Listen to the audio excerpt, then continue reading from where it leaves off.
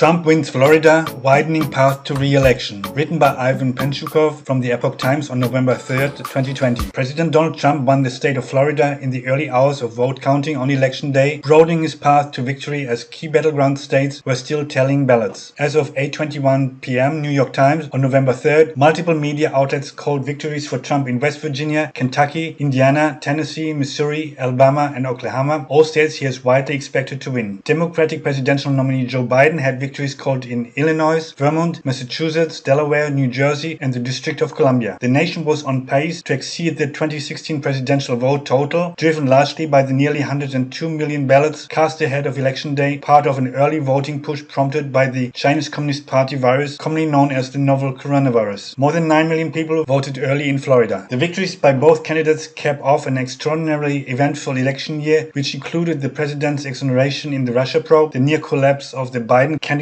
in the Democratic primary, impeachment, and the historic pandemic that has claimed the lives of more than 230,000 Americans. Minor problems occur every election, and November 3rd was no different given the level of voter enthusiasm, the decentralized nature of US elections, and last-minute voting changes brought on by the pandemic. Officials have already warned that counting ballots could take days due to the avalanche of mail-in votes, which take more time to process and could result in another round of court battles. On Election Day, there were long lines and sporadic reports of polling places opening late, along with equipment issues in counties in Pennsylvania, Ohio, Texas, and Georgia. There were also reports, as there are every election, of efforts to discourage people from voting that surfaced in robocalls in a few states. The FBI is investigating. But there were no signs of large-scale voter intimidation or clashes at the polls as some had feared given the level of political rancor this year. I would say it is blissfully uneventful, Michigan Attorney General Dana Nessel told reporters. We've had virtually no disturbances of any kind. In Pennsylvania, a judge in Biden's hometown of Scranton extended voting at 2 precincts inside an elementary school for 45 minutes past the normal 8 p.m. close of voting because machines had been down earlier in the day, said Lackawanna County spokesman Joe D'Arienzo. There were also a few other issues with voting technology. Electronic poll books from voting equipment vendor Knowing failed in Ohio's second largest county and in a small Texas county, forcing voting delays as officials replaced them with paper poll books. Early November 3rd, a federal judge in Washington, D.C. ordered U.S. Postal Service inspectors to sweep 27 mail processing facilities for lingering mail-in ballots and send out those votes immediately. The order, which includes centers in central Pennsylvania, Philadelphia, Detroit, Atlanta, South Florida, and parts of Wisconsin, followed concerns the agency wouldn't be able to deliver ballots on time. Postal data have shown service in some battleground areas severely lagging. The slowdown and compromising of the U.S. Postal Service was a concern, said Rebecca Kraft, a 41-year-old Milwaukee resident who voted in person. So I said, all right, if I'm feeling healthy, I'm going to go do it at the polls just to make sure. Misinformation about election procedures and threats of foreign interference also clouded the run-up of Election Day. States hammered out plans to protect from cyber attacks, counter misinformation, and strengthen election infrastructure tested by massive early voting and pandemic precautions. The U.S. Cybersecurity and Infrastructure Security Agency, CISA, at the Department of Homeland Security stated on November 3rd that it had seen no apparent signs of any malicious cyber activity, at least not yet. But officials with the agency also said it was too early to declare victory. It has been quiet and we take some confidence in that, but we are not out of the woods yet, said a senior CISA official speaking on condition of anonymity to brief reporters about ongoing nationwide election monitoring efforts ahead of an official evaluation. The Associated Press contributed to this report. If you like my content, please subscribe, watch, like, comment and share, both on my main and my backup channel.